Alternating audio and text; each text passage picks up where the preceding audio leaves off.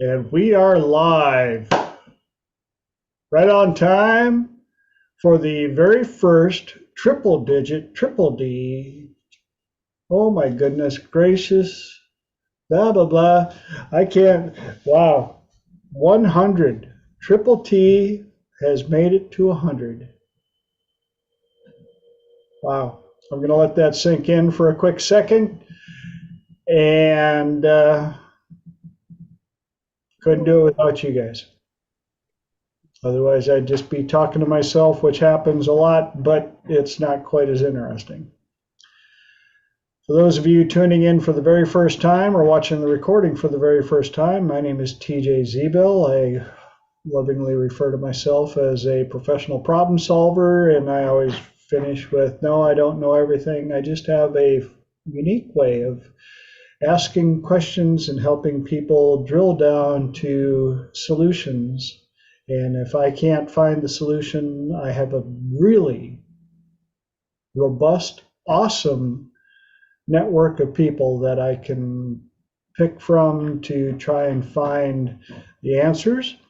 I also have a website, thetswb.com,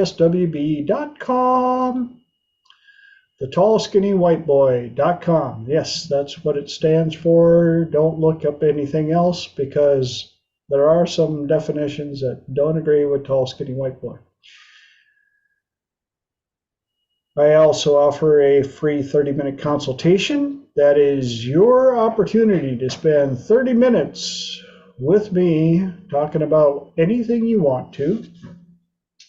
And if you have any particular challenges, I help a lot of people with depression, anxiety, phobias, PTSD, relationships. Oh my, we're going to go over some of that stuff tonight. Communications.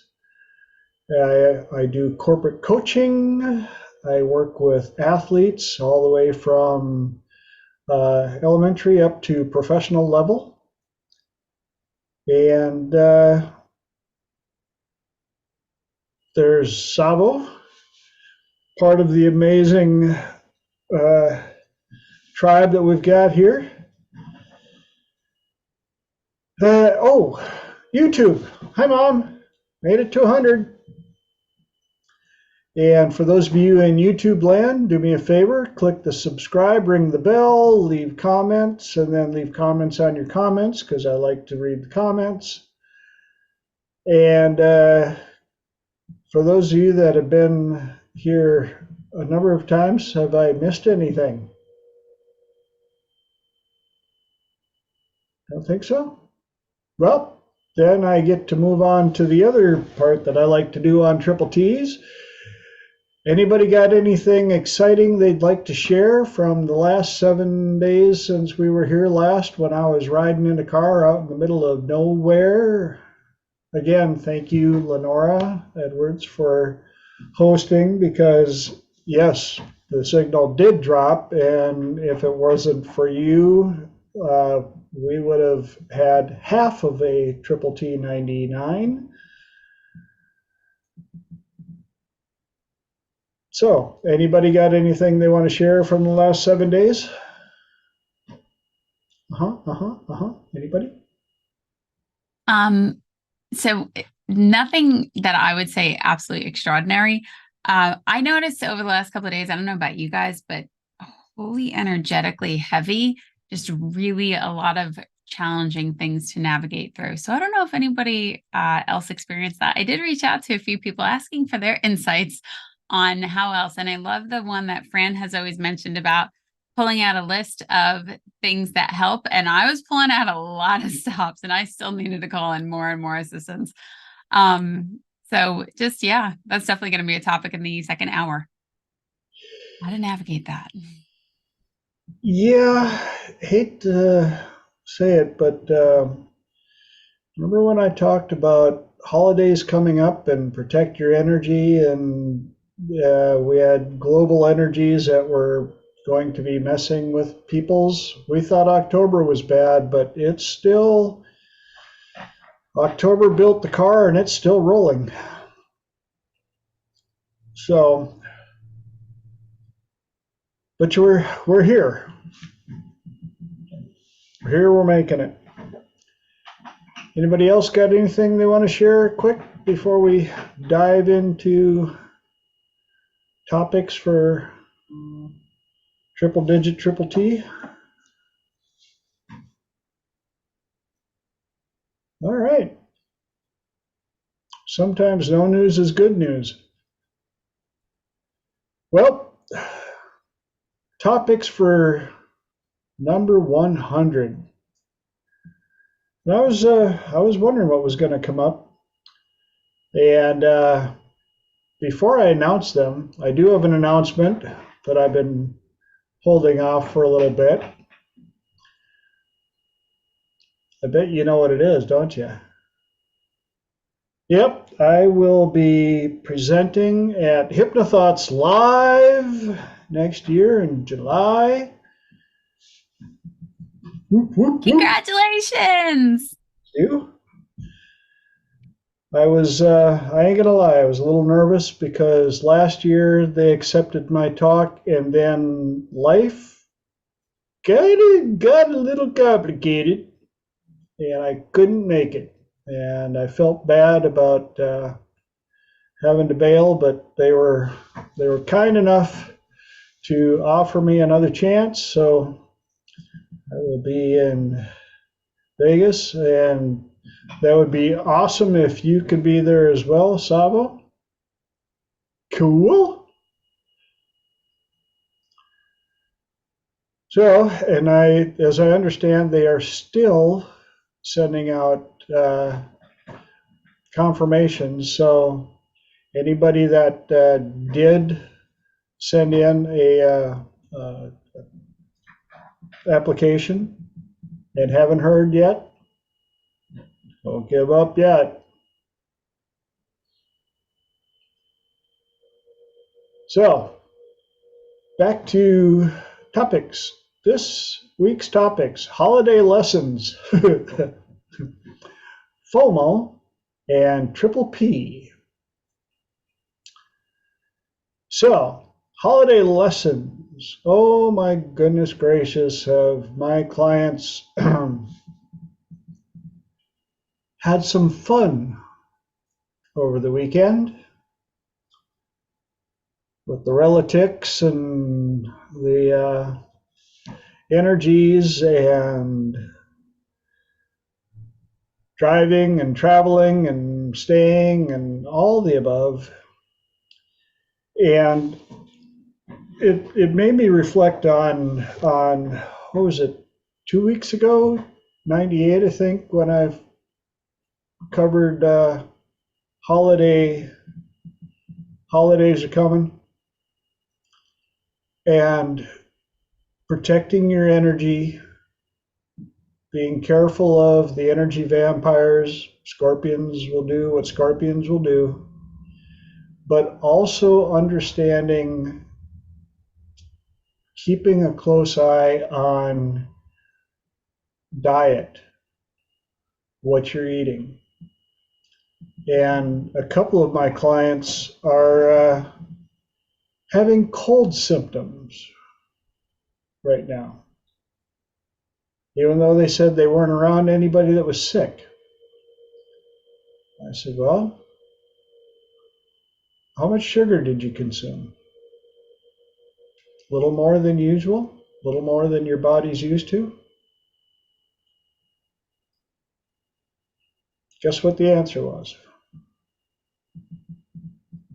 About 50 times more sugar than they are used to. One is having what felt like tendonitis and achy joints and all the above, and inflammation. And so I had them look back at all the things that they normally don't eat and the people that they were around. And a couple of them had picked up, I know you'll be shocked, anxiety energy. And another one picked up a lot of anger energy, which was not, it was not their normal. They're usually not an angry person, which is why they were kind of caught off guard. They were like, I was so angry about everything. And I said, yeah. Rewind the tape. Was it your energy or an energy spider web that you walked through? As soon as they rewound the tape, oh my goodness! Yeah, completely saturated with other people's energies. And so we had to do a cleanup, and I said, yeah, and the holidays aren't over yet. 2 more left. And so we went through some protocols, some color breathing, and checked out some protective color energies that they could take into the next 2 holidays, because they knew that they are once again going to be around the relatics and peoples and dealing with humans in their natural environment. And at some point they were going to have to go to a grocery store where everybody is in such a wonderful mood.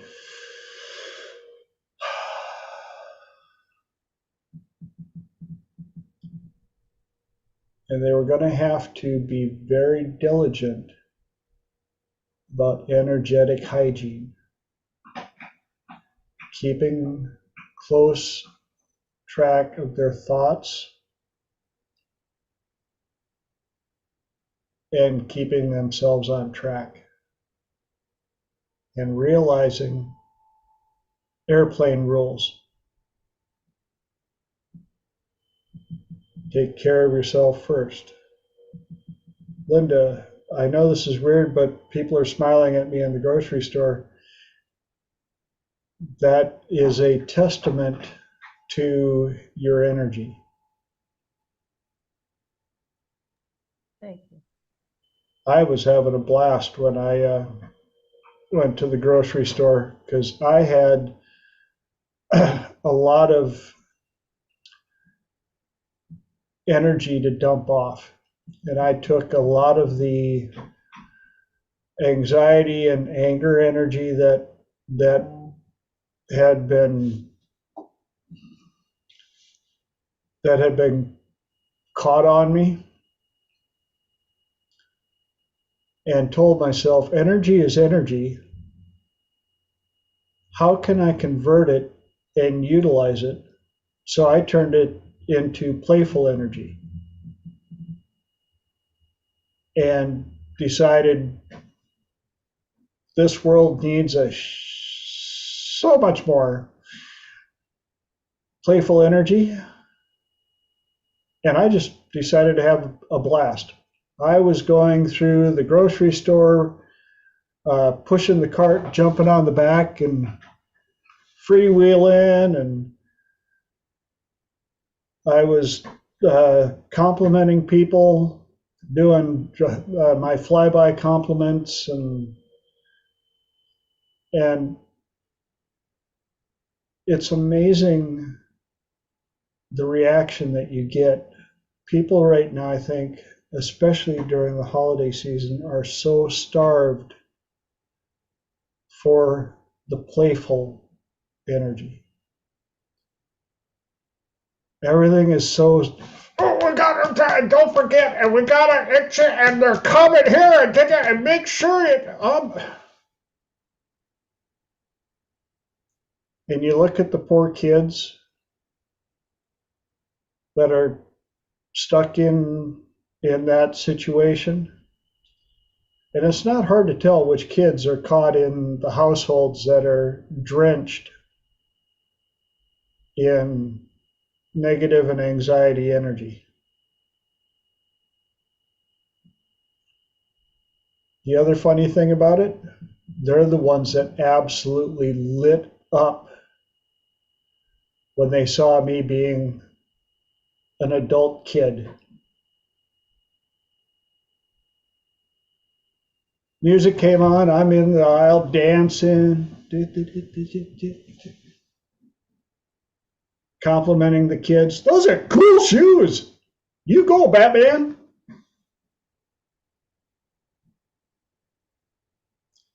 And at the end of the day, didn't cost me anything.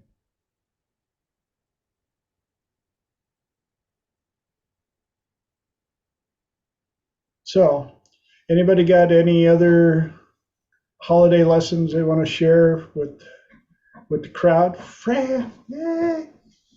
Bet you even felt a lot better after that. I like how you said energy is energy.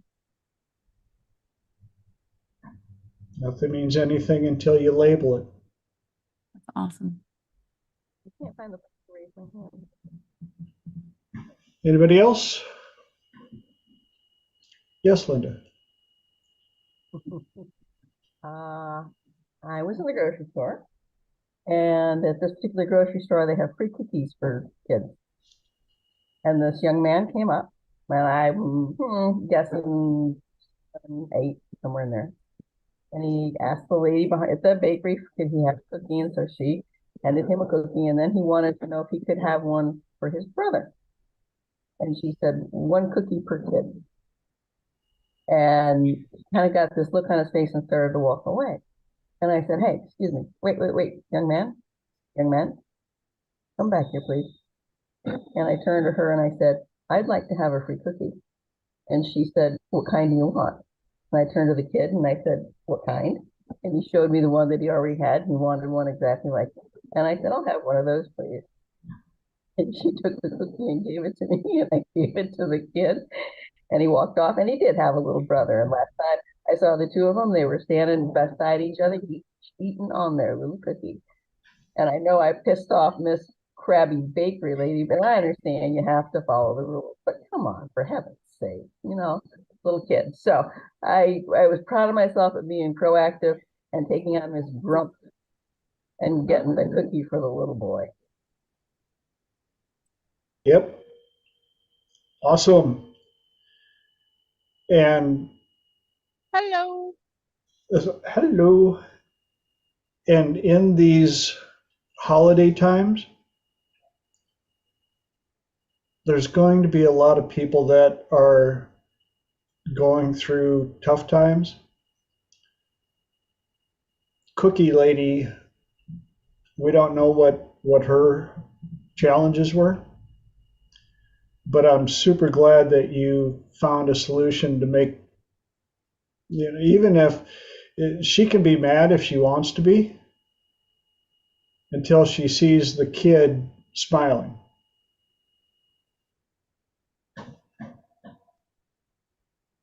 And one of two things will happen. She'll either get over it or she won't. But at the end of the day, the kid was happy. Sabo. Sabo, got your hand up? Yeah. Hi, everybody. Hi. So you talked about playful energy. I also think that people are in need of peaceful energy. And that's the also energy that reflects self-confidence and integrity. And so one of the things that I notice when you speak and you finish a sentence, you pause. You don't ramble. Mind has tendency to ramble. And Eckhart Tolle says, when your words come from stillness, they have ever so much more power.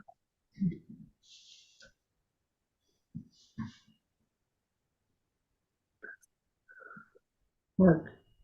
I was going through the grocery store whistling because I'm always playful, but and people would look at me like, they were shocked that I had such playful energy, and it's just another you know, I was, you know, just going through, and I was just, you know, being me, and but I was whistling, and you know, some people smiled, some people were like shocked, you know, like, what's he in such a good mood about? But you know, it's a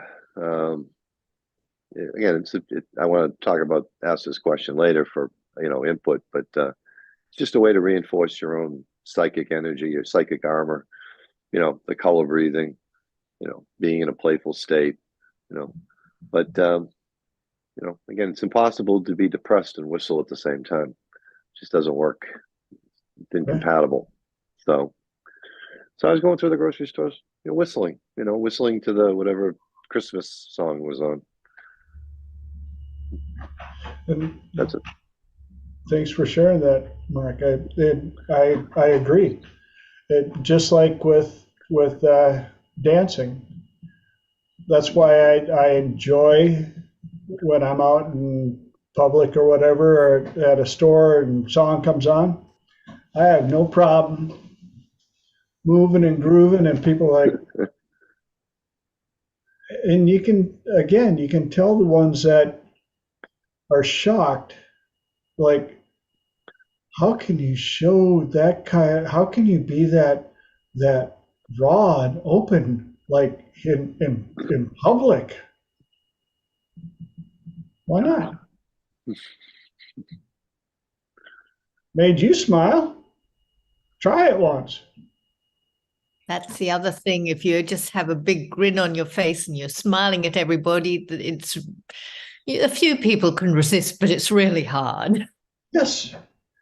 And one of the things that, and I've said this before, when my wife and I first met, I let her know that I flirt purposely. I will flirt with 4-week-old all the way to 104, because at the end of the day, the only thing I'm after is to make them smile, to make them have a better day. And sometimes it just feels good to have somebody have that playful, flirty energy. And she's watched me, you know. I go into Home Depot, and part of the reason I love running errands on Mondays and Thursdays is I get to go in town and I get my hugs. I get to flirt, I get to have fun, I get to and be the fun little childish part, whatever you want to call it. But I get to make people smile, laugh, and feel better about themselves, even if it's only for a few seconds. I have to say, just getting into the group with you guys right now, my anxiety level was at an all-time high. I'm in my semi right now, and I'm in the back roads, and we had just gotten snow a few days ago. And just getting in here, your guys' positive energy has brought my stress level to almost an exact 0. Yay! You are so worth it. I am so happy Stop I and make got a it. snow. Stop and make a snowman. That'll. We've only got about 4 inches, but right now I'm in the oil field, and it's dangerous because we're on gravel roads with snow, and so I've had to chain up, and I've already slid a couple of times today and almost landed into a pond. So, but just getting this positive energy, oh, you guys have made my night, my entire day, by giving me this positive energy, because now I am relaxed driving my semi. Well, and I grew up in snowy Minnesota, yeah, so I know what it's like. So you be careful, young lady. We're on your side. I'm rooting for you. Well, our highways over here are clear. It's the dirt back roads. Yep. So, and I've had to go up I don't know if you know anything about grades, but it's Yep. about a 6 or 7% upgrade to get up these hills, and I'm in a tanker and fully loaded with chains on. So, Hey, all right. Eyes on the road. oh, you bet. You're on Yep. my mount. I have my headset on and you're Yep. on my mount. So, but your guys' positive, I wanted to say your guys' positive energy has just took almost completely all of my, I feel like a breath of fresh air right now. Awesome. That is so cool. And then to make the night even better, Francine got to join us. Haven't seen that smiling face in far too long. Whoop, whoop, whoop, whoop. You guys are awesome. I agree. It's just wonderful to be in your energy, and also doing, hypnosis and this sort of work. It lifts me whenever I do it, because I go into another space, that stillness space that Savo was talking about. And when you connect there, everything goes peaceful. Yes. Or happy, whichever. I'm going to switch gears now to the next topic, FOMO. Who knows what FOMO is? Fear I have of lots of it. missing out. Yeah, fear of missing out. And I was dealing with a client today who has missed out on quite a bit in their life due to FOMO. When we boiled it down, that's what it was. And I said FOMO is a cancer because it robs you of the appreciation for what you have today, because there might be something better. And I pointed out there is always something better.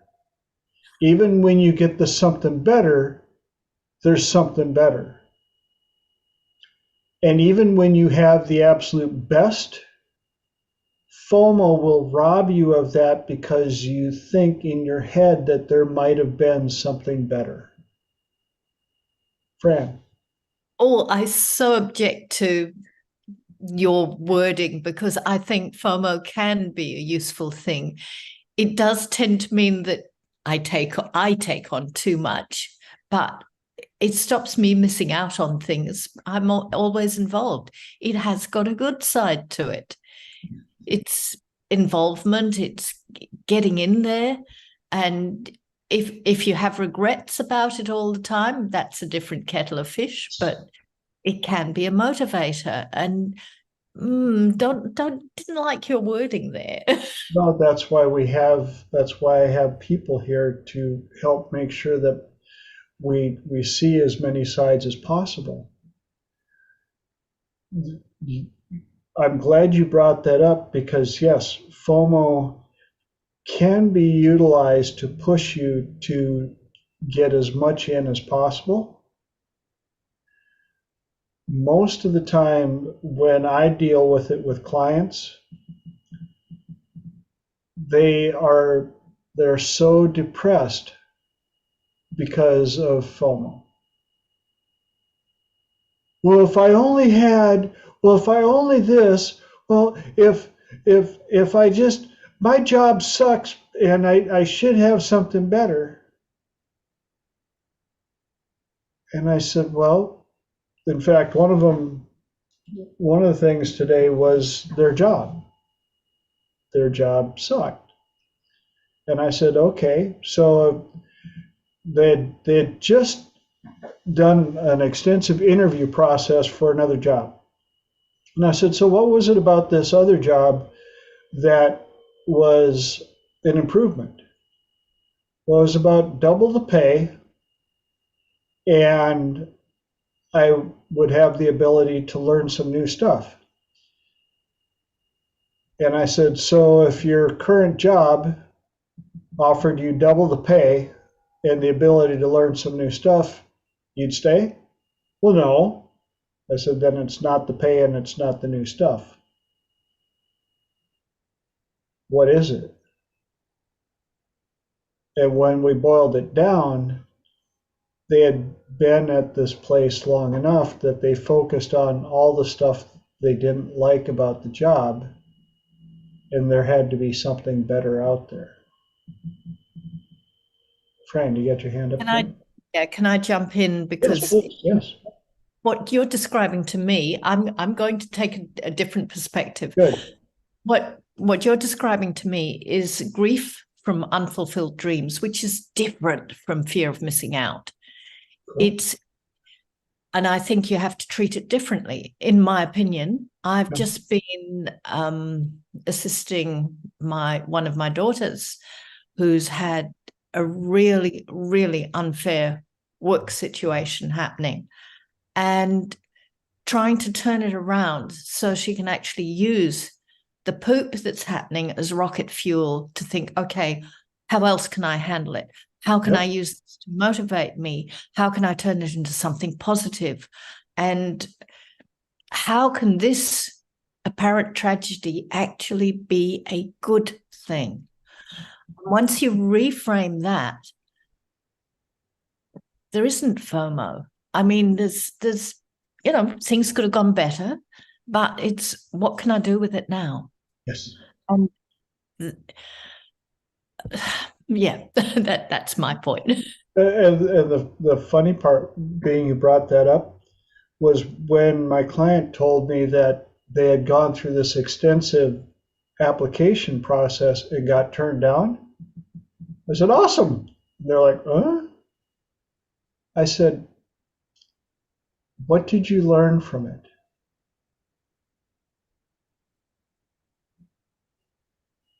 Well, I learned that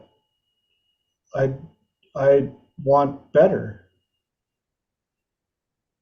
I said, what else did you learn? And we started extracting the lessons from the event. And when I did, they realized that they invested the time, but it wasn't a waste. They had gotten enough stuff out of the situation, what had transpired, to make it worth their time. Not only that you want better, but you are better than that situation. Yep. And to actually get the identity that you are better than the poop that's going on. Yes. And it also allowed me to have an aha to tell them again in their journal for income streams. I said, write down every talent that you have. Every talent. And I promise you, there are going to be plenty that you have not even thought of.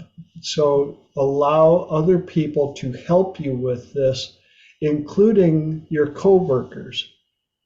Talk to a couple of coworkers that you get along with, and just tell them that you have this project, that you have to write down every talent that you have. In doing so, I had this I don't remember where I got it from. It was, I don't know if it was a Tony Robbins seminar or something like that. But I remember writing stuff down, and even I had been caught off guard, because even in the job that I had at the time, I hadn't properly thought out the amount of different talents it took me to do that job. It's so easy to give it a blanket cover. Oh, well, I do this. Yes, but what does it take to do that? Well, leadership skills, communication skills, knowing how to run certain different softwares, things of that nature, sales skills. And then you start looking at any other type of activities or jobs that you may have or have had, and what skill sets were required to do them. And that allows you to look at what the universe has given you for tools. It's almost like I keep referring to the mechanics, the professional mechanics that have those monstrous toolboxes with thousands of tools. And yet, if you talk to them on the daily basis, they maybe use 10% of the tools. Well, why have so many tools? Because there will be that time that day when a certain vehicle will show up, and that one tool in the lower left-hand corner drawer that you bought 12 years ago and learned how to use, that's when you have to use it. But if you ask them how many tools they have in the toolbox, they'll be like, oh, I've got a ton of tools. Start opening up each drawer and look at the tools that are in it. How many different applications, how many different jobs or income sources now are you qualified to do with all the tools? Fran, you had your hand up for a bit? I was just thinking that you triggered my memory with weird things that I've learned over the years, like, things like fire assaying for gold, and thinking, wherever am I going to use this? But I did. And how weird stuff comes in when you don't expect it. So again, with the FOMO, if there's an opportunity, if you can, grab it, because you just don't know where and when. And the universe has this funny way of bringing these things together at unexpected moments. Mm-hmm. Absolutely. And that's why I've told so many people that, if I had the time and there was a free class for underwater basket weaving, I'd take it. Do I want to be an underwater basket weaver? No. But there may be a time down the road where I'm building something or somebody's making something, and I go, if you wove it this way, it would be stronger. And they'd be like, where the heck did you learn that? And you'd be like, oh, I took this class for underwater basket weaving 12 years ago.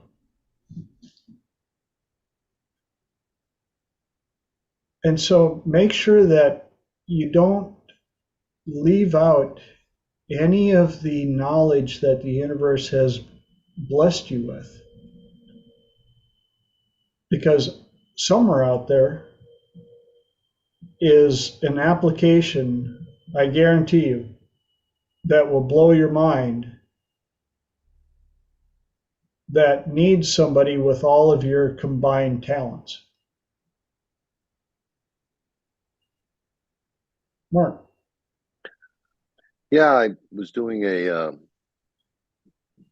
hypnosis session, and I was using law of compounding. I started out having the person do the victory pose, and I had been trained years and years ago in holy fire Reiki.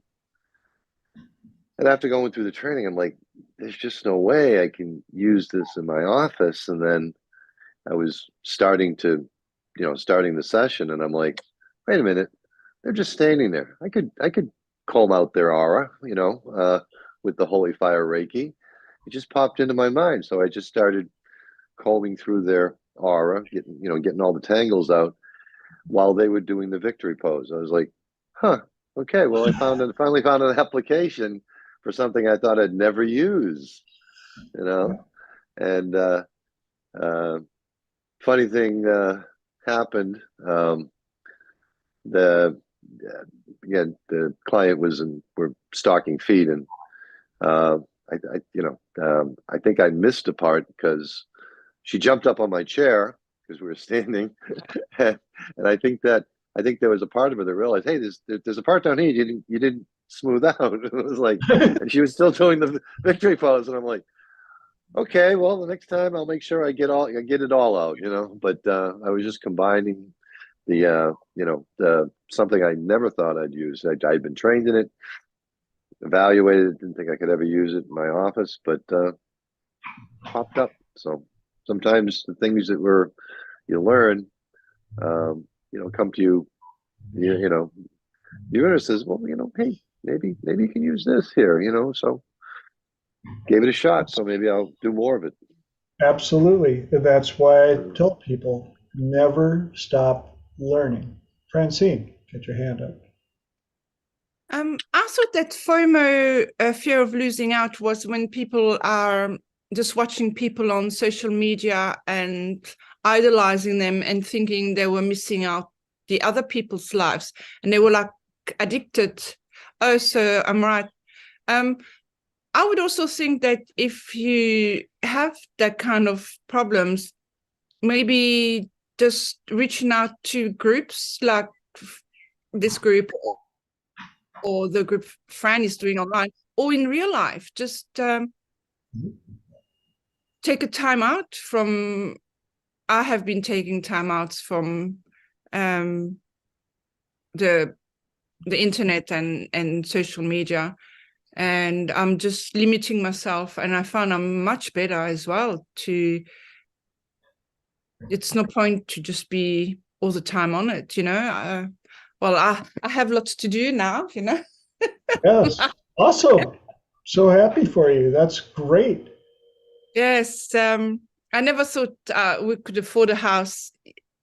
Last year I wouldn't never have thought of thinking of getting a house. And I manifested it. Yay! And I got to throw this in real quick. FOMO isn't just a human thing. Our Springer Spaniel dog has FOMO monstrously. Oh my goodness gracious, that poor dog worries so much that he's missing out on something, whether it's food or and the only upside to it, for his age, his FOMO keeps him active, because he is not going to lay around because something might be happening, something might be food, there might be something happening over here, I might be missing out, I better come in here, no, I better go outside because something, no, I better come back in because you're in the kitchen, there might be food, no, but I better go outside because that's where mom is, but dad's in the kitchen and they're cooking. So again, there's an upside to it, and it keeps him active and healthy. Fran. So Francine's suggestion of reaching out to people, yes, that's the great solution. But very often when people are in that place of either FOMO or grief, sometimes it's really hard to reach out. And has anybody got any suggestions of how to help people through that reaching out? I mean, I probably won't know because they haven't reached out, but sometimes you have a little feeling in the back of your head that somebody you're aware of. That's it. That's it right there. How do you get them to reach out? It's understanding and seeing what it means to enough people so that you can recognize when close friends and family change, and not being afraid to reach out to them and pull it out of them. Francine? Friend, you've done that to me when I was really unwell. You kept on reaching out, and just that made such a big difference. Thank you. You've been really a rock. Truly. Even if I didn't always answer, to know that you were reaching out was quite the best. Thank you. Yay! I love that. That's awesome. What I often do, Fran, is I'll just send a message or a GIF that says thinking of you. Thinking of you. Or like if I see a screenshot of a song or something, oh hey, you came to mind, thinking of you. And just like Francine had said, and I love that she mentioned that, because I do definitely feel that about you also when you just pop in like, hi, how are you? Or you get an email from you or something. It's really, really nice. So I think you do it naturally, but that's another way that I like to do it. Oh, I have one more. I also will send mental gifts, like literally a gift, not a GIF, like an actual GIFT. So if I'm in the store shopping and I'll see something, I'm like, hey, I bought this for you mentally. I hope you like it. I knew you didn't want to chase it around your house and have it collect dust. So here it is for you in this moment. And that really seems to be super, super funny for people. Holly. I'll jump into it. And by the way, I think you're already great at this too. But something also to think about is in his book, The Happiness Advantage, Sean Aker talks about lowering the activation energy of doing things. So anything you can do that makes it so that it doesn't take much for somebody to reach out to you can help. So, I mean, a lot of these things of thinking of you, part of the reason that helps is because you've opened the dialogue. They don't have to open the dialogue with you. So just, low pressure stuff that makes it really, really easy, that it takes almost nothing to ask for something if they need it. I'm also notorious for sending memes when somebody crosses my mind, or I'll see a perfect meme. I'll just send it to them randomly. And it's just another way to stay in contact with people. And I don't know if some of you may not know, but on my Facebook page, Fridays are Friday Funnies. So if you're in the mood for a good little giggle, head over there on Friday. And then Monday is Motivational Mondays. And just like Triple T, I ain't gonna lie, I started Friday Funnies, gosh, probably about 12, 15 years ago, maybe, because I like humor. And I had so many good, funny memes on my phone that I'd show it to people and I'd be like, and this one, and this one, and this one, and this one, and this one, and this one, and this one, and this, oh, that would go, and this. And I just finally started, everybody needs a little pick 'em up. So I started Friday Funnies just as a way to get them off my phone.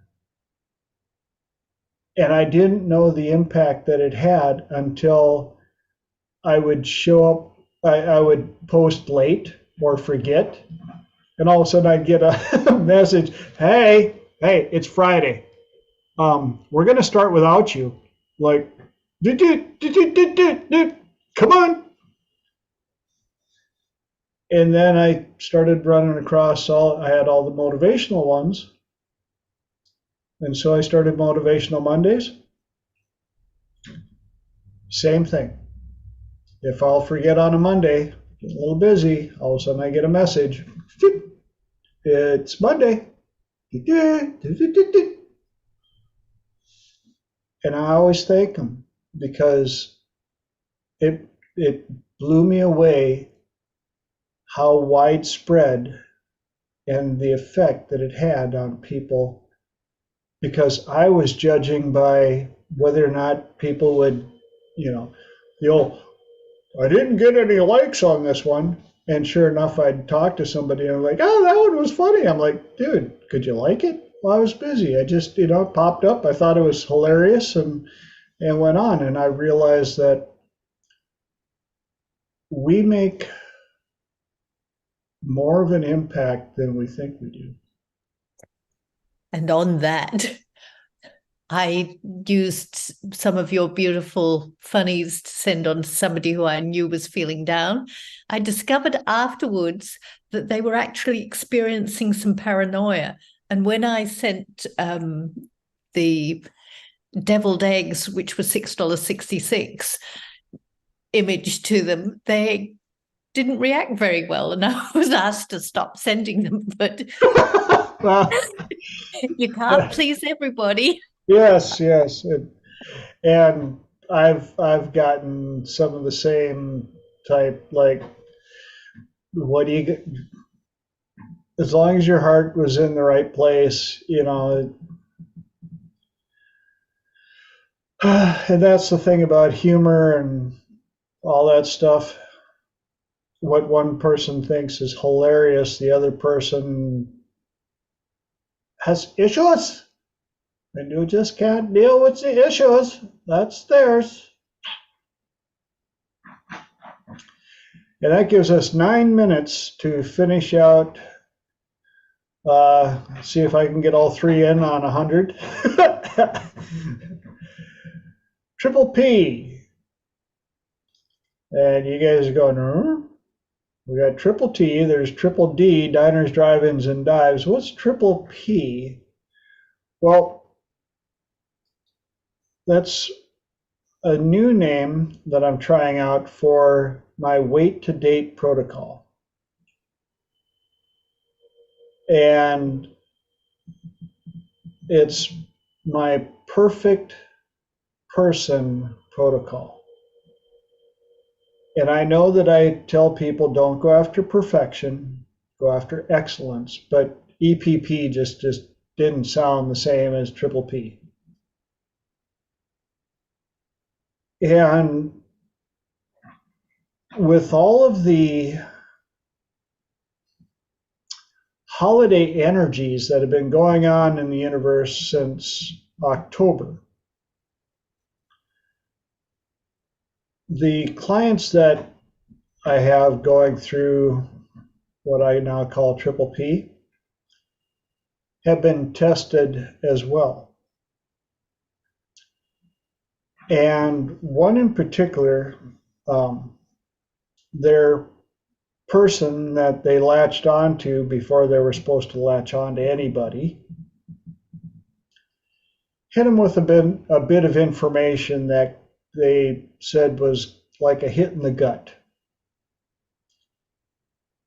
And it kind of went against their list in their journal. And so I asked him, well,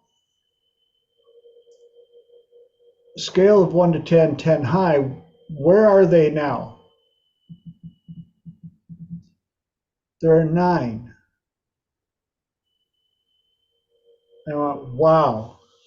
So you got this big piece of news that hit you in the gut, and they're still a 9. And you still have 3 months left in your triple P. And that's part of where Fomo came in, because they're like, well, I don't want to let them go because, what if I don't find somebody else? I went, oh, yeah. But if they're a 9 out of 10, after hitting you with that piece of information, what if for the next 3 months you challenge both of you to ramp up your communication to a level that you didn't think was possible?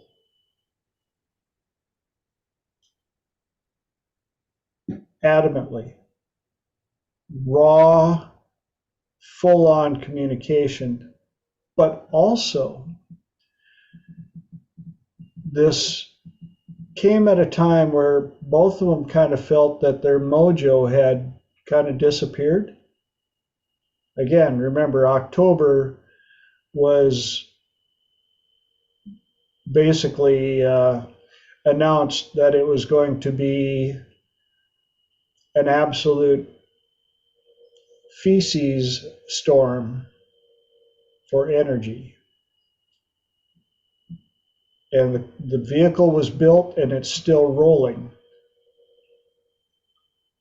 So I told them the fact that this piece of information was finally revealed at this time, not surprising.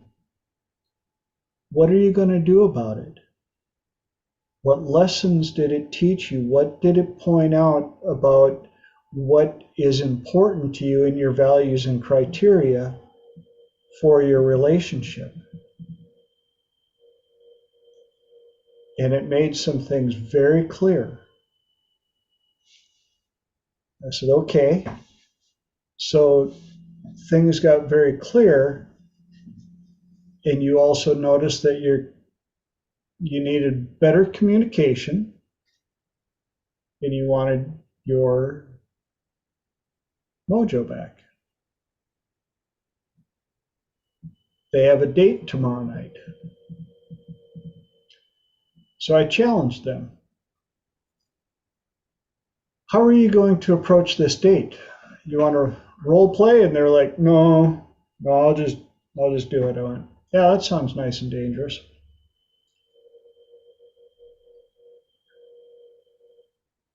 Let's go through a couple of scenarios.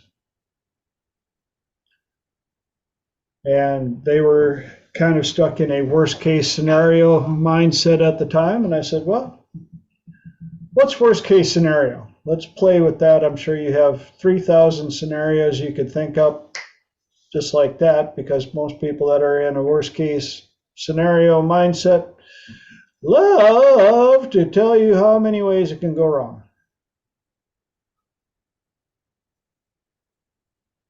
I said, but let me jump in. You show up, they're still wondering how bad that information affected you. Both of you are apprehensive about what the other is thinking. And you go through date night with all this feces energy around you, and you call it a night and you go home, and everybody's like miserable. Or you realize that you still have 3 months left in your triple P, and you're testing and you're running research. You've got the information. It's from their past. They can't change it if they want to. It's set in stone. You get to decide what it means to you now. And you can show up at the date and go, you know what? I want to have fun. And so you bring your playful energy and you show up and flirt with them, grab their butt, tell them if they're good and the night goes well. There's a surprise at the end. And have the best flippin' night you possibly can, because time is going to go by regardless. And if you waste your time on, I'm going to call it negative FOMO, and you let negative FOMO rob you of another night, then what has it fully cost you?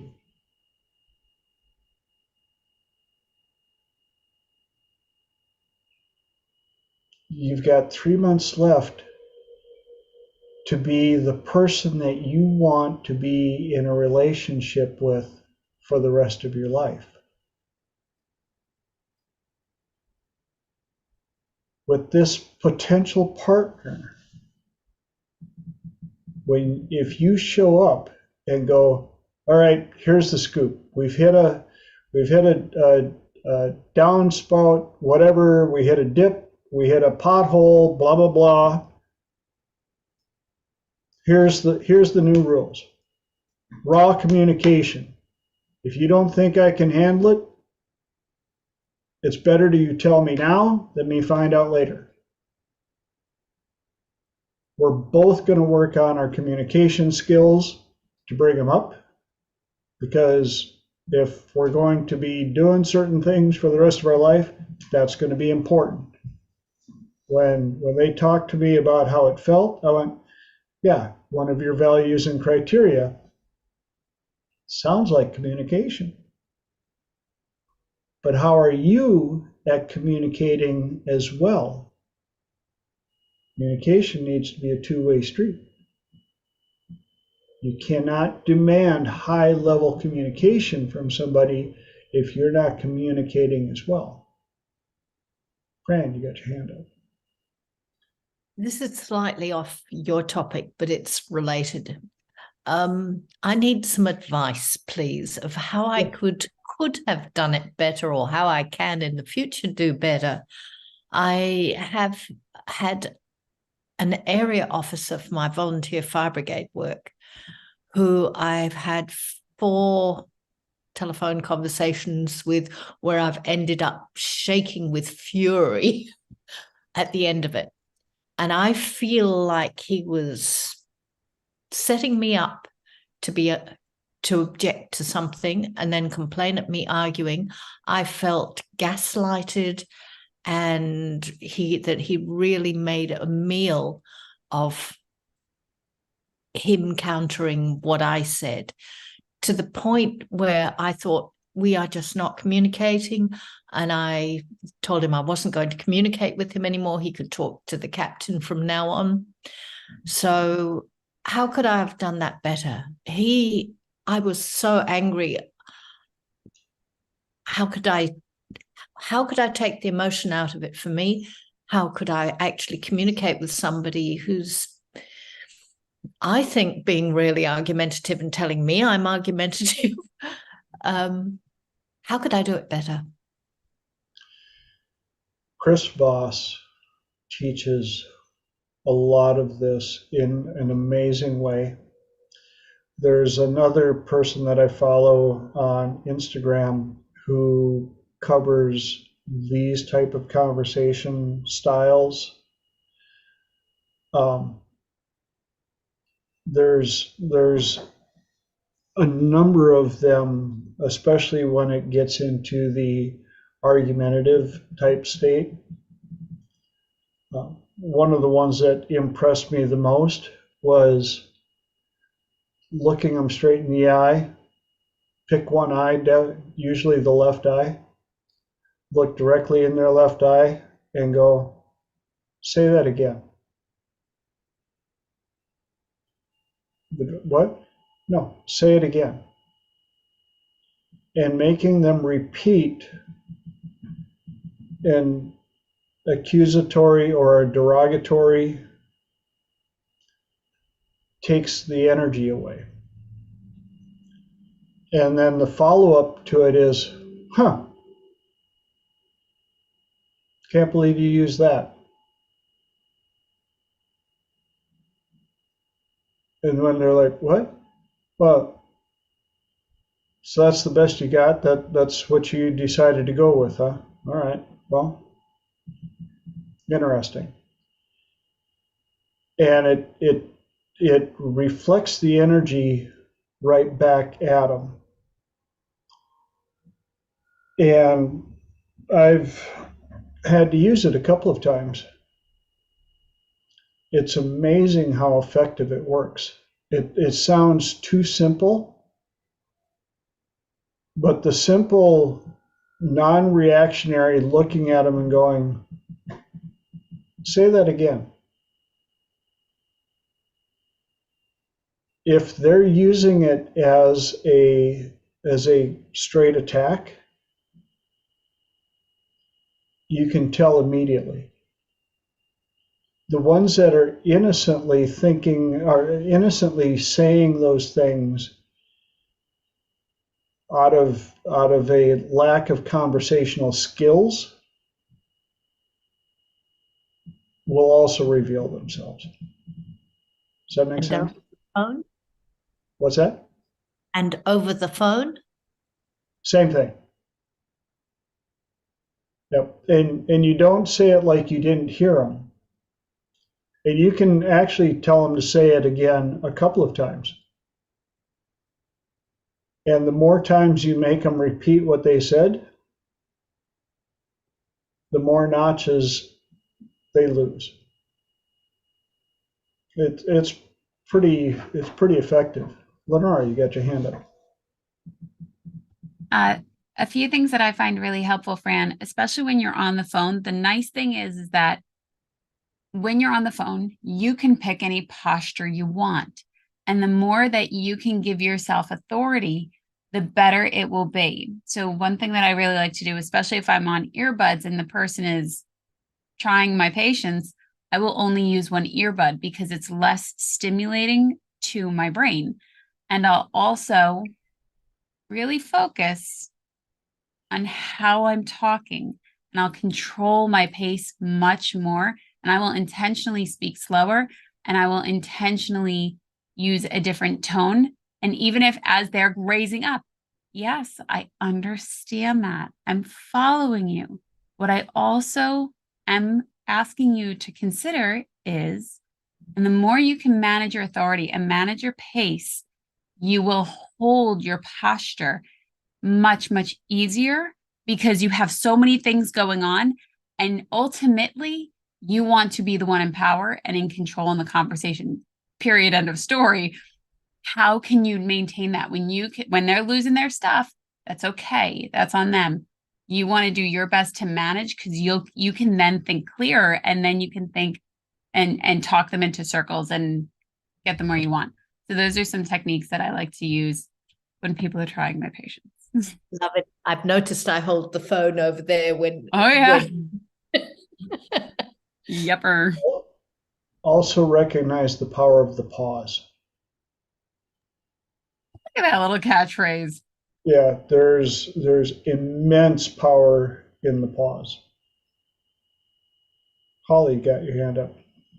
Yeah, I was just going to say too, I think also remember that gaslighting is a real thing and gaslighters are real, and they're not going to change their stripes just because you want them to. Sometimes the best thing you can do, I mean, if it's a gaslighter who hasn't diagnosed you yet, hasn't found your hot buttons, there are ways that you can stop it. But once they diagnosed you, recognizing, yeah, I do need to put distance. If you want something to really mess them up, depends on how, confrontational you want to be.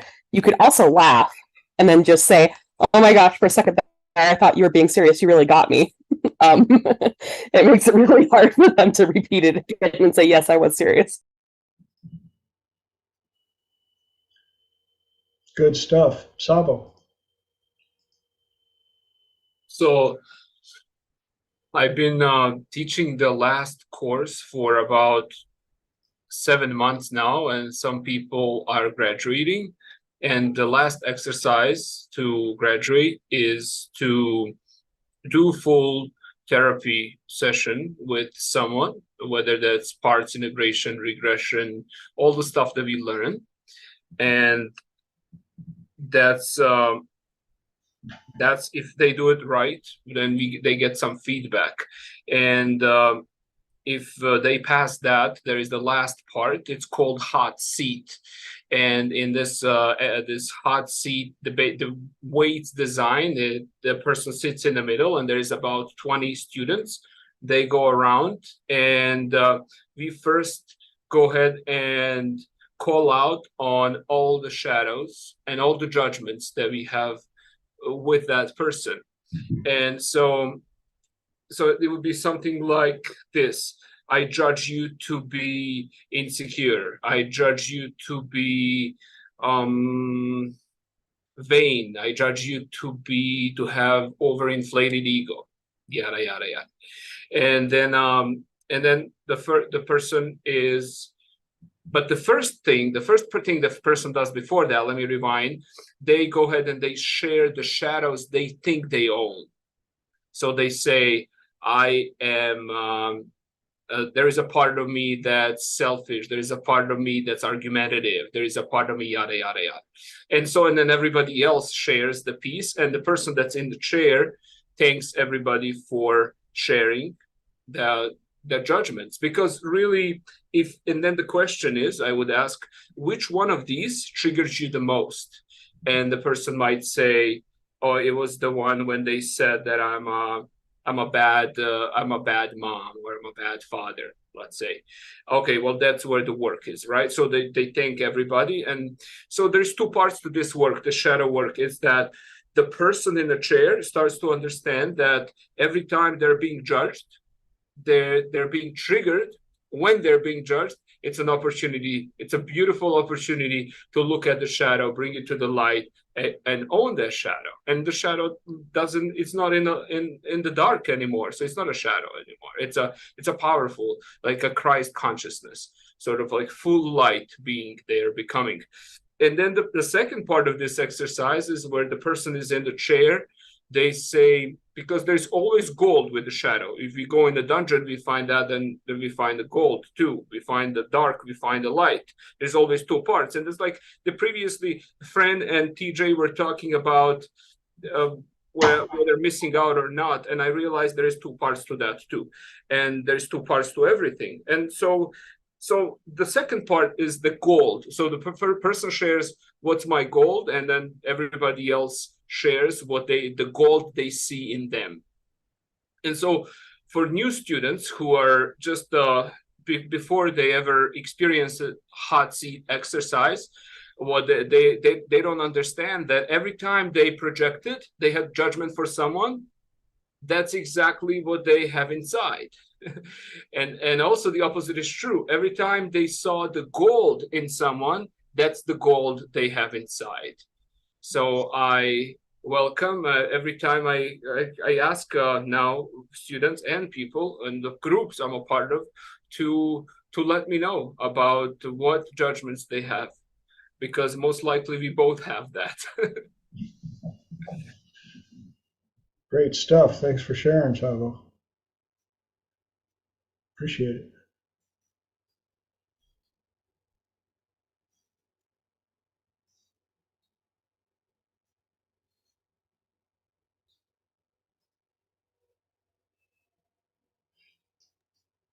I'm not sure I want to see all of that.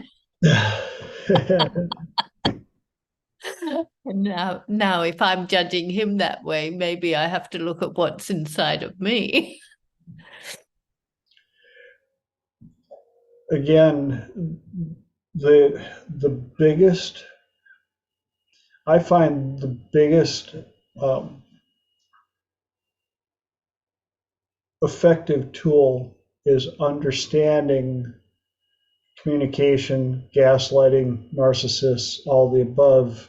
Just like the talk we had a couple of weeks ago, scorpions do what scorpions do.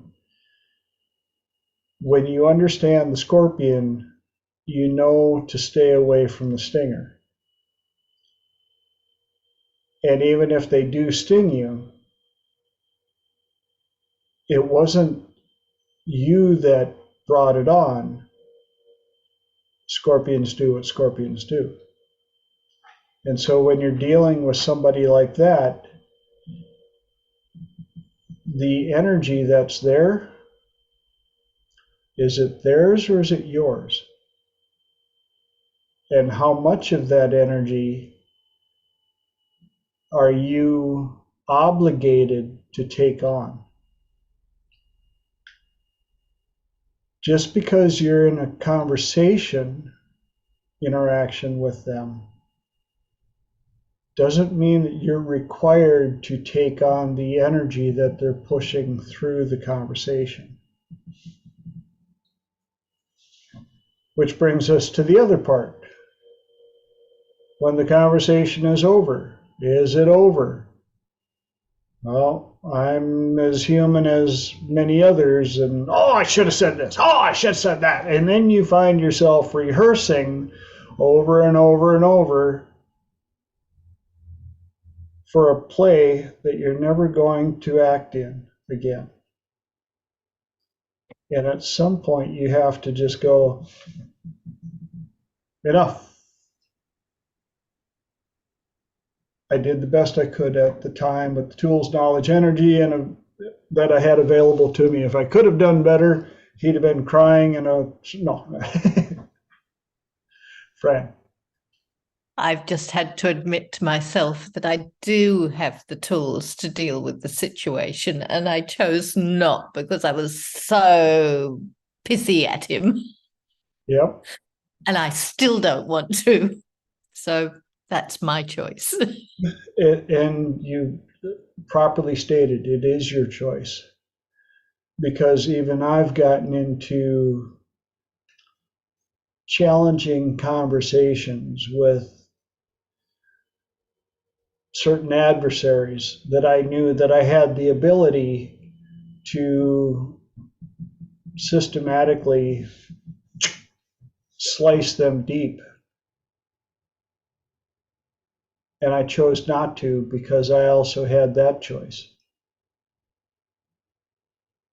One of the things that we were taught in martial arts is once you learn martial arts, you now have to be a proper custodian of that ability. Just because you know how to use it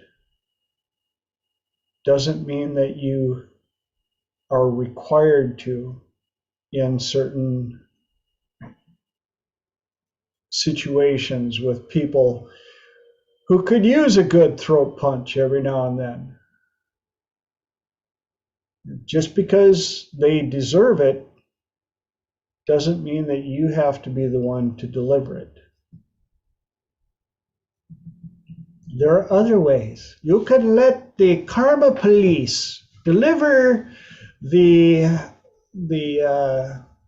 payment in the most appropriate way possible.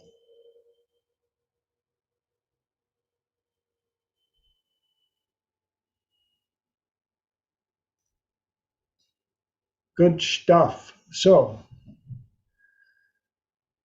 that brought us 17 minis into the second hour. For those of you that are watching live or watching the recording, second hour, I open up open platform, open mic. If you have any topics, questions that you want to bring up, this is the time. And I like to sit back and take a seat and let everybody else on the call answer first because I like to learn as well. And then if there's anything left over that I have 2 cents for, I'll give you my 2 cents. So who's got another question topic, or if you got any more information to share with the lovely Fran, this would be a good time to offer it up. I can share something. Yes, please. So in the beginning of this webinar, you asked us how we are doing. And I thought about it recently, not just last 7 days, but it's been a month and a half. I've been dealing with a lot of health issues and a lot of symptoms, I would say, not necessarily scary stuff, yet they could be. So things like some pounding in ears. That's why I have this thing over my head. And some like muscle cramps or twitching. And so it could be neurological, it could be related to some pills that I was taking for my career as an athlete and in the past. So it could be many things. And so what happened is I got worried for my health because there is, if it is the problem that could be potentially, which is a very small percentage, it's like 2%. It could be fatal, and it usually happens within a year.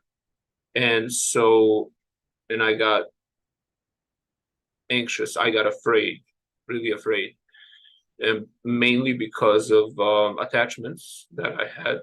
And attachments to my family, my daughters. I have 2 daughters. One is 6.5, one is 3. And I thought this can be really bad for them because I also have a brother who is younger than me and 11 years younger. So then I thought, like, what if I die? Like, who's gonna take care of everything? And so, and also I've been working with one lady who is one of the best coaches. I was lucky in my life that I have a successful car dealership business, and I'm able to hire really good coaches and train with the best. And she was working with me through this. And one of the things that I realized is that personally, she said, I was like a Hercules trying to hold on to everything, like acting like God, trying to fix everybody, and a lot of times not really caring about myself that much. And it's a role that I probably took on very early on when my mom and dad were fighting, or God knows where. There's so many variables in human development. And so, and then I thought, what can this be good for? And so it doesn't seem like it could be good for anything, and especially if the outcome is like that. I'm still not sure. It's the unknown of I don't know if anybody else have experienced the medical issues where you were in unknown. That's where I'm at, and I don't know exactly what it is yet. However, I was thinking about how can this be used for good, because even if the airplane was crashing right now, like those last 5 minutes, I would not like to spend in fear. At least I can look back and see what I'm grateful for. But that's one of the things I could do. When I thought, what else? So I really recently got, and that's the reason why I wasn't here, TJ. I recently really got closer to God, the connection to the Creator. My spiritual life went from, like from 1 to about 10. Good. And yeah, on that scale that you were mentioning earlier, 1 being the worst and 10 being complete. And so feeling complete, I've been feeling very peaceful recently. And I realized how big of a blessing it is that the work that we do, combining with spirituality. I believe in Christ. And so when I pray and surrender and let go of all the attachments, all the things that I worry about, including my family, how much more peace I can feel in my life, and just being okay with everything without trying to carry on too much. So that's where I'm at. Thank you for sharing that. Mhm. And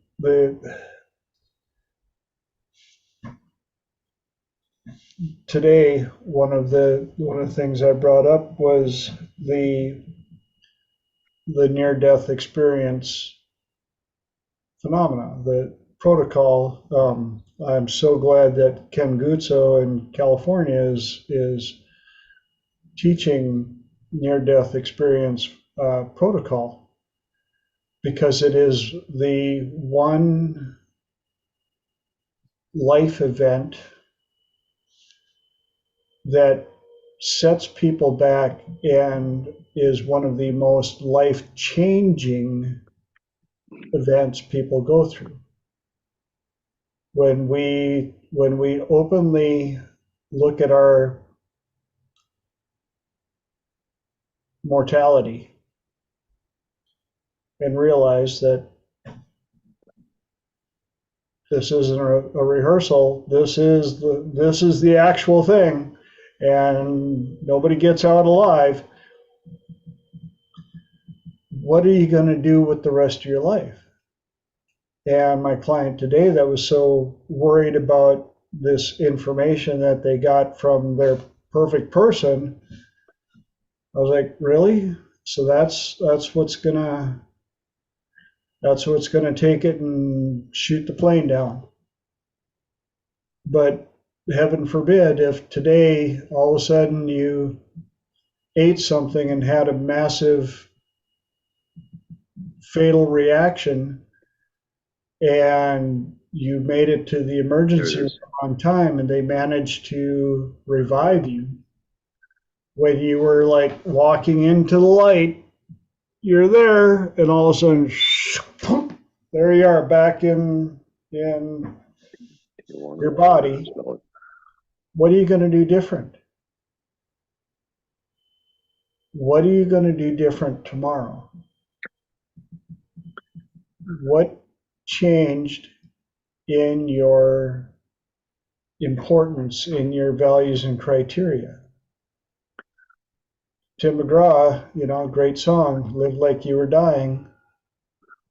And so I asked them, thanks, Elijah. Appreciate you popping in, brother. But I said, if you knew you had 1 week left to live, what would you do different? What would you do tomorrow? Then they said, well, I would go sailing on da-da-da. And I said, and who would go with you? What's stopping you? Why aren't you doing that? Well, I can't go sailing every day. I said, that's why it's an importance.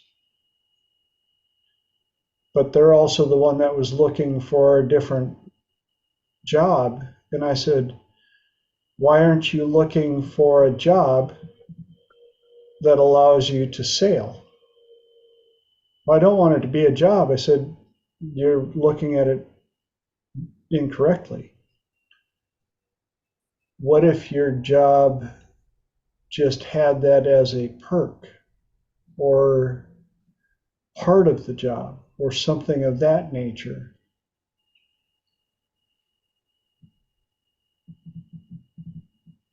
Sometimes people get so short-sighted and so rooted in what they're doing today that they pass up what is potentially available to them tomorrow. Me included, 100%.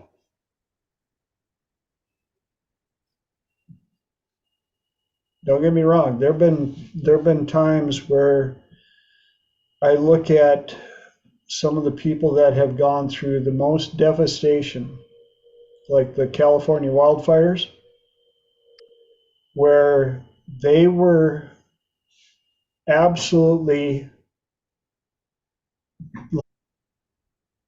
the clothes on their back and the vehicle they drove away in, and everything else was gone. And somebody interviewed them and said, well, what are you going to do now? And they said, you know what? I've always wanted to do ...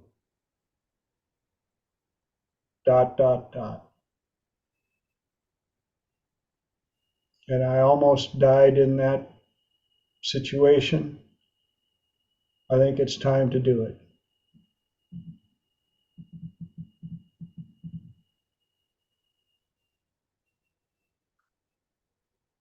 Sometimes it's buying a house when you didn't think you'd want one. Sometimes it's looking at what you survived and realizing, I made it through that. Let's go. And sometimes it's reevaluating and taking a close look at your values and criteria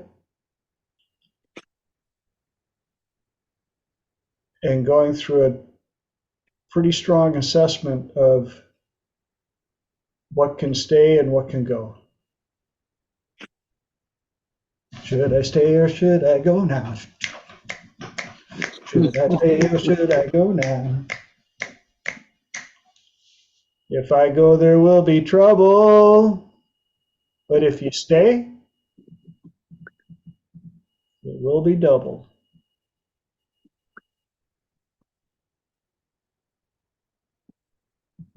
Holly.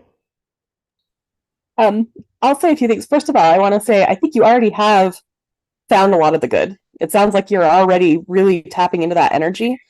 One of the things I'd say, at least this, with my faith with God, make it a little bit more religious than normal, but the first question to ask is, and I'm not saying it would be easy, I'm not saying this is something to celebrate or anything, but do you trust that God would look out after the people that you care about? And who is more capable of protecting the people? I mean, not to say that you don't have, power, but who is more capable of looking after the people you love, you or God? And sometimes I think that I don't necessarily always understand it. I don't always trust it myself. But, if it really is a 2% chance, how great is it that you have a 98% chance that everything's going to be okay, but you still have this chance to really bring your life into focus, recognize what's important. Is there anything you can do right now to prepare that no matter how things end, it's going to be the best no matter what? Are there things that, maybe it's leaving letters, saying things, loving the people that you care about? Are there things that you can leave behind that then no matter what happens, you're bulletproof because you're prepared for any scenario? You're prepared for when it goes well, you're prepared for when it doesn't go well. And then being grateful for all of the, the closeness that you have to God, the amount that you love the people in your life. Take a moment to enjoy all of that part. But then once again, like I said, and I'm not saying I'm good at this either, there comes a point where you have to trust that no matter how difficult things get, there's a reason for it. And that power that's in charge of everything, that, leads everything, that organizes everything, will take care of it. And then the thing that I always say on top of that, sometimes I think that there are things that we could go through that if we can learn the lesson, we can skip the trial, if that makes sense. So is there something about maybe you need to forgive some part of your past of something that happened? Is there something you need to heal from your past? Because we are in a world where even if that 2% happens, I think that we have abilities to do things that we don't even understand. If we could tap into the emotions, that we can heal, things that maybe medical science can't handle. There's stuff that can be healed, even if it does come to that, if we could figure out how to do it. So anyway, there's just some thoughts that are coming to me. Good stuff. Thanks for sharing. Wally, thank you for sharing. You know how much I love and respect your opinion always. And the only one part that I could say that I think differently is being bulletproof. I don't think there is such a thing as bulletproof. I don't think we are made for that. I think also trying to be positive is a negative experience on its own. And trying to be bulletproof is it's also pretty heavy work. I also wanted to share with you, Savo, you're not the only one that had elevated challenges, ringing in the ears and stuff with all the energetics that are happening right now. A number of my athletes and a few of my other clients are going through a number of the symptoms that you described. And they haven't been through nearly some of the situations that you have, including myself. So there's something going on when there's enough people that I've talked to that have witnessed the rise in the stuff you're describing.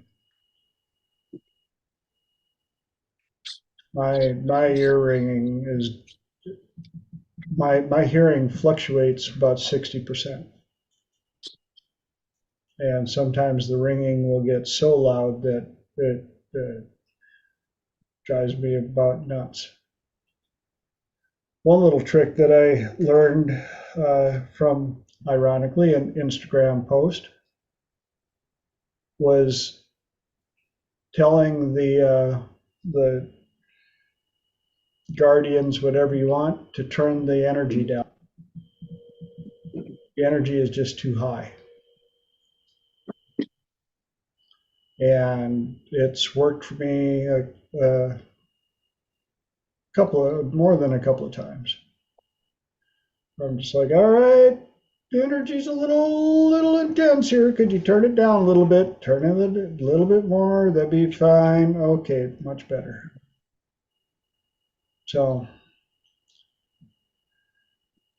And an observation that it's in times when poop happens that you have to expand your own awareness and resources, because that's all there is. And sometimes these real hard times, lessons, and experiences and health issues are actually a gateway to an expansion that you wouldn't have otherwise experienced, including your connection to God. And that's beautifully said. Thank you for saying that, friend. When I pray, I don't pray for symptoms to go away, nor problems to go away. I don't really want that. I think there is a reason for everything. I just pray that to be God's will. Yeah, for me and others too. I treat when I'm treating, I treat mind, body, spirit, and a couple of guys I mentioned too. Sabo on the private chat, and Dr. John Bergman. He's a chiropractor out in California, and he does a lot of things with, testing, and he's very, very good. He's got, I don't know, 30 other chiropractors working for him between his clinic in Tijuana and his one in California. And he focuses not on symptoms, but on cures. The other fellow that I've been following since the 80s, Dr. John Wallach, Joel Wallach. He treats 2 million people a day through nutrition. And he's I think he's a neuropath, or anyways, but he's a doctor, but he started out as a veterinarian, and he believes that most people in America are nutritionally deprived of essential, and he treats it with a product he calls the Mighty 90, which is 60 minerals, 16 vitamins, 12 amino acids, and 3 essential fatty acids. And I've been taking that since the early 90s, and plus that and a few other special sauces. And I've been able to cure myself of an aneurysm, which killed both my father and my uncle and my grandfather. And, I don't have high blood pressure. I don't have not on any medication.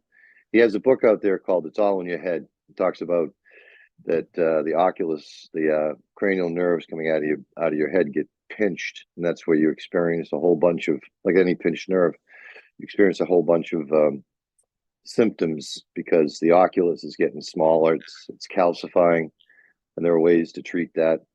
And but it's all, you can get it on Amazon. It's called It's All in Your Head.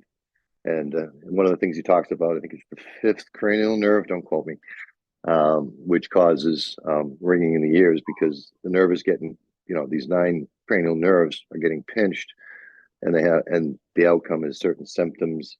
Sometimes they can, but if you get that book off of Amazon, it'll open your eyes to. We talk about osteoporosis or osteoarthritis, in every other organ except for the brain, the skull, and he's very well researched.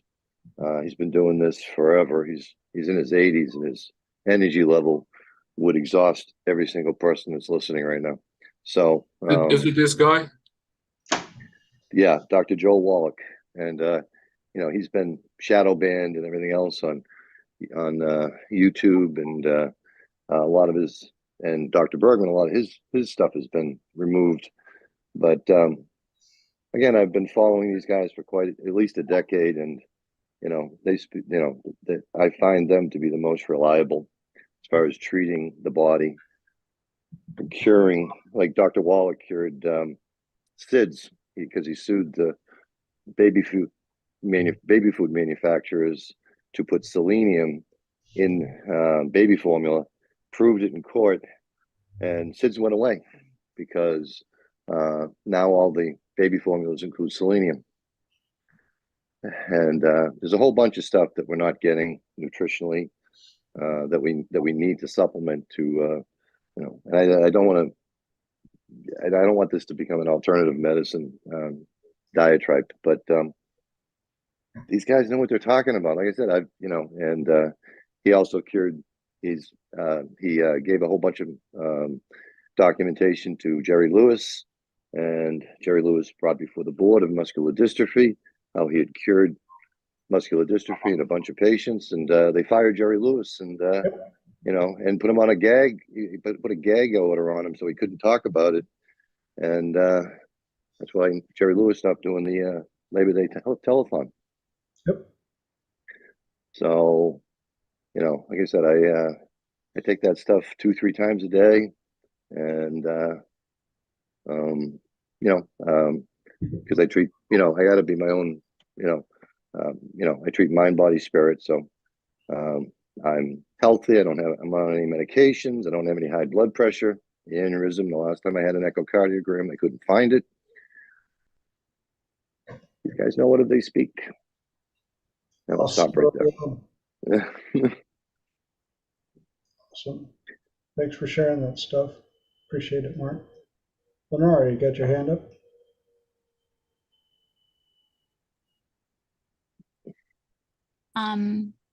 I forgot. It was something for Savo. Oh, I remembered. Because Savo was saying it, and I loved what Holly shared, and I loved what everybody was sharing. And then you had said something I thought that was really powerful.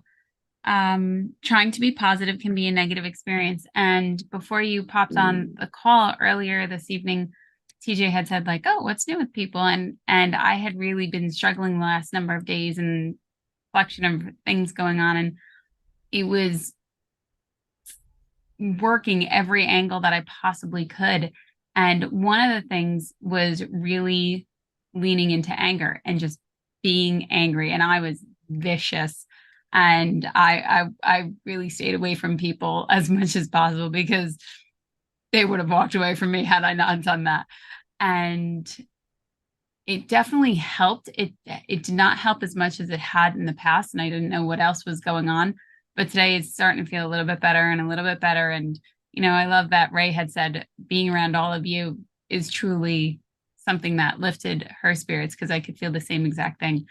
And just really wherever you are in that emotion, allowing yourself the space to be in that emotion without taking it out on other people, I think is something that's really powerful. And it's not something that we often share, because I love that you point out that the shadow work, it's ugly stuff. And the fact that we have these skills and we can be there for each other, or we can be there for ourselves in experiencing these really strong, intense emotions, going through them literally helps shed so much. I have no idea how it happens, but it's extraordinary that it does do that. So thank you also for sharing. Thank you for sharing that, Lenora. That what you shared right now is you shared about your emotions of anger, and sometimes they're connected with sadness, and these are all real emotions, and that's what makes a difference. Earlier I said the truth is like a sharp knife that cuts through bullshit, and it's like when you look at someone, you just see if the person is real or not by the way they speak. And sometimes people will put a lot of things in the shadow. It's almost like a closet where they hide things, deny, and sometimes they denying things when they were 5 years old, and they keep on shoving these things in the closet, under the rug, every single place where the things can be shoved under. And so therefore they have judgments for the world, a lot of judgments, and not so much self-reflection. So when you say that, and so this is my theory right now, this is what I'm writing in my book, and I did not share this. It's a simple yet powerful. Einstein said, if you can't explain it simple enough, you don't know it well enough. And so about what Lenora shared, the way in which you share that. So we all, I'm going to speak for myself, I statements I think can be beneficial. I have experienced anger, I have experienced sadness, I've experienced all of that.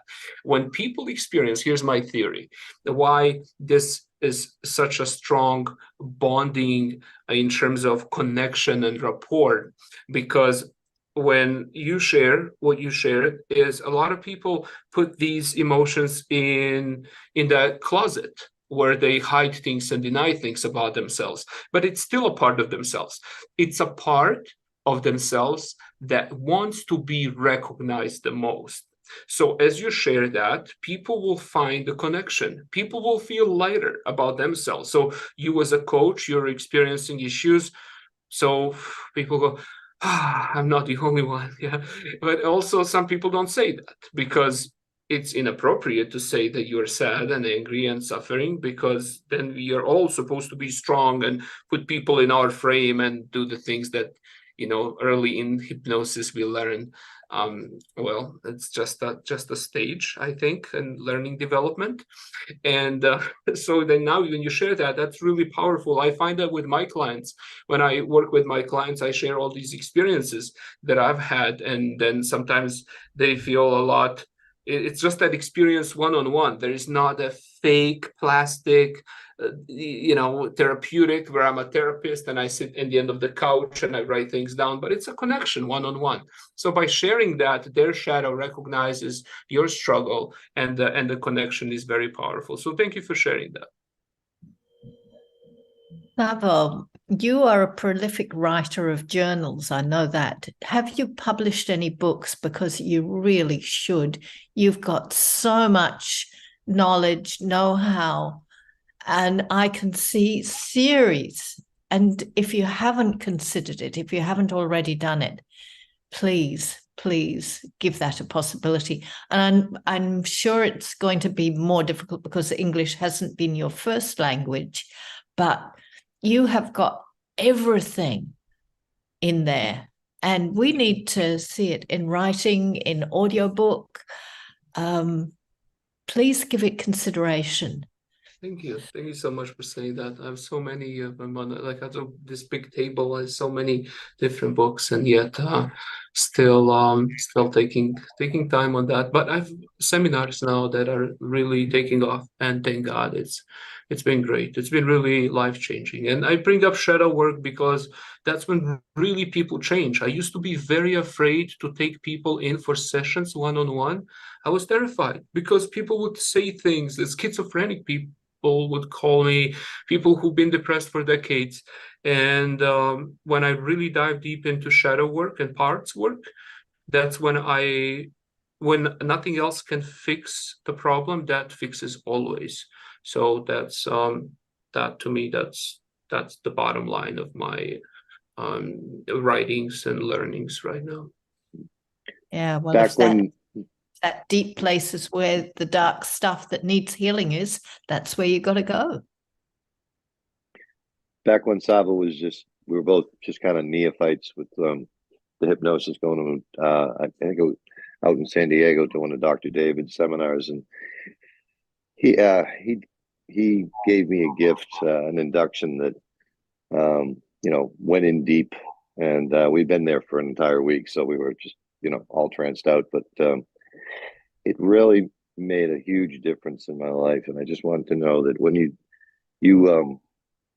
do help people, and that you've made a difference in my life and in other people's. And even back then when you said what you did, and then at Hypnothoughts Allegra, and I did some work, and those things come back to me, those trance moments, Allegra, that and they really they're resources for me, and I just want you to know that you folks have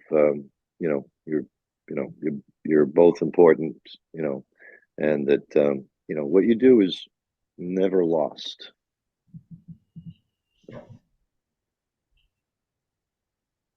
Thank you. That's why this community is so important.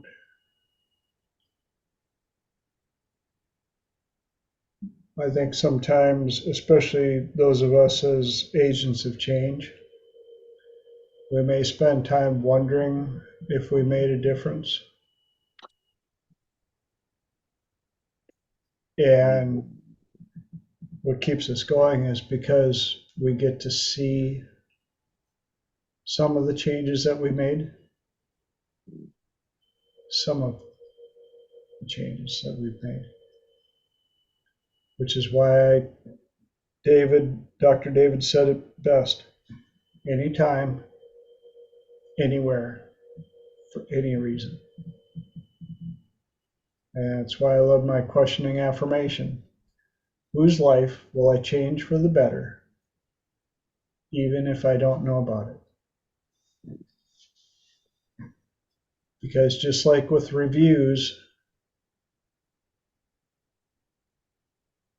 there'll be more people willing to put in a bad review than a good review. So when you see a lot of good reviews, somebody doing something right. Mm-hmm.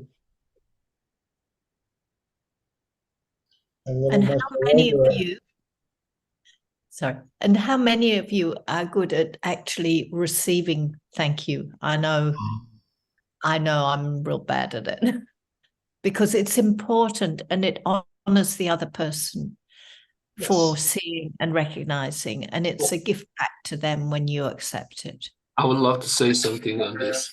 I was very bad at receiving compliments, and I think I got that from my dad. A lot of shame in the family and guilt. And when I started to be open to criticism and judgment, I started to be open to compliments. How many, those of you that know me, how many times have I called people out for taking a compliment and not receiving it? It is so important. And guilty. Back in the day, same thing. It was at peak potentials. At one of those peak potentials, an old formerly T. Harv Eker, Millionaire Mindset, when they went over the importance of properly accepting and receiving compliments. Yeah, and go ahead.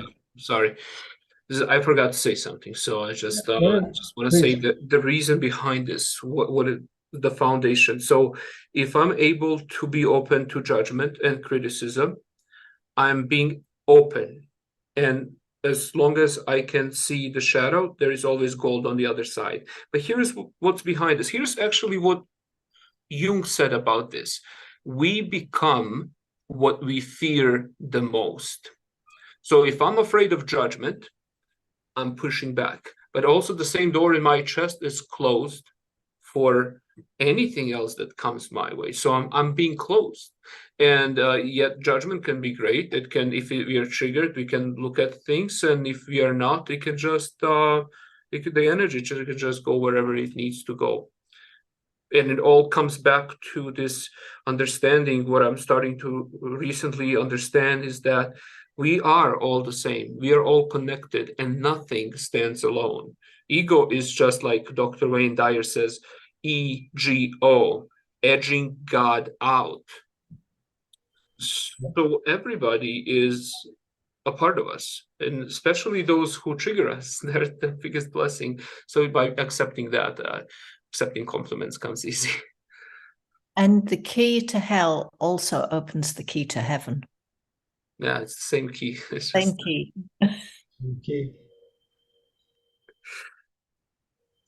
So that's why, and I know we've talked about it on Triple T before, about the importance of learning how to accept compliments and not feeling that reciprocal pressure to give a compliment back right away. You don't have to. You can accept it. Thank you. And let that compliment absorb in. But I think especially those of you that are here on this platform that we're at that level where, once you know. Doesn't mean that you're fully proficient at it, but it's that next level of knowing. And just like me, when I give somebody a compliment and they, basically take the compliment and throw it on the floor, I'm at the level where I'm not afraid to call them out on it anymore because I want them to understand the importance of receiving compliments. And I think compliments are in dire shortage these days. And part of it is probably because so many of them are visibly not accepted. So many of them are taken and either just easily, I love your hair. Oh, and I love your hair too. You look great today. Oh, this whole thing. And I think people just after a while don't even want to invest the energy to give a compliment. Because if you're going to wrap up a present and they're just going to toss it in the garbage right away, after a while, you don't want to give any more presents. Well, I'm the rebel. I'll give a present on a flyby. Those shoes look great on you. That shirt fits you so well. Because I was going to say complimenting is a gift. Honoring is a gift. Love is a gift. You give it to another person, like giving someone a present on their birthday. If you get anything back, it's a bonus. Yes. So you give your love away, feel God's love. Like I said, he's screaming down his love for you every moment. You can't understand why you can't hear him. But we refuse the gift. And, but they're all gifts: honoring, complimenting, loving. It's a gift you give away. It's a one-way street. You don't need to get anything back if you're giving it away honestly, authentically. You're honoring the other person, and it's a gift. That was one of the teachings that they had when we were going over the compliment stuff. Mm-hmm. Is also the people that fish for compliments. They'll throw a compliment out so that they can pull one back in to feel better about themselves. And the easiest way to tell who those people are, mm-hmm. are when you accept their compliment and you don't volley one back at them. I love your hair. Well, thank you. I appreciate that. And they're like,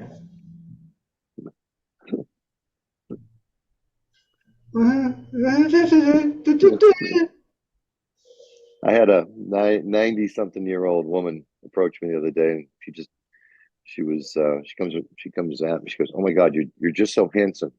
You're just so gorgeous. You look like a movie star. You look like just that actor from the '90s. I don't remember who she said." And I was honored by the gift. Again, I think as women get older, they lose all those filters, and they don't, and like Rose on the Golden Girls, she had no filters. God bless them. But this woman walked up to me, cold, and said that to me. It's not the first time, but she, they don't have any time to screw around, and they don't have any filters left. She was 30 years older than me, but she thought something and she wanted to communicate it to me. It was a gift, so I accepted. I said, "Thank you very much. I appreciate that, man." Absolutely. And who knows what else? Yeah. What else she wanted? I just want to throw in something really quick. See, here it's about going back to judgment and compliments. And one of the ways that I like to let people know if I think the same about them, usually when people compliment me about something, they have that inside because they wouldn't be able to recognize. It takes one to know one. If you spot it, you got it.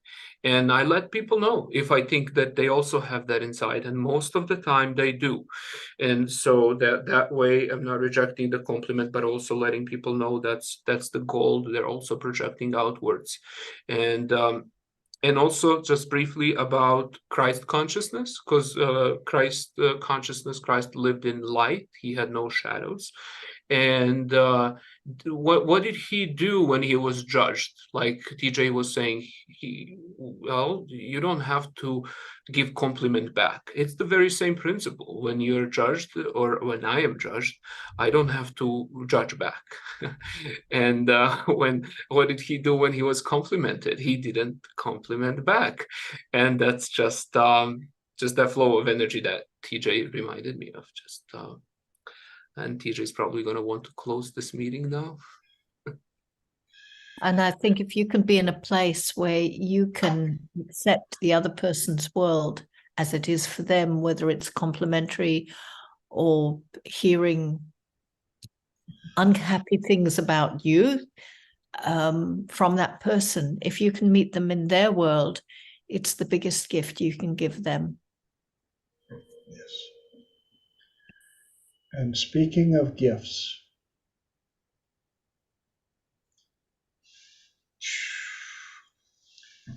thank you guys for the gift of 100.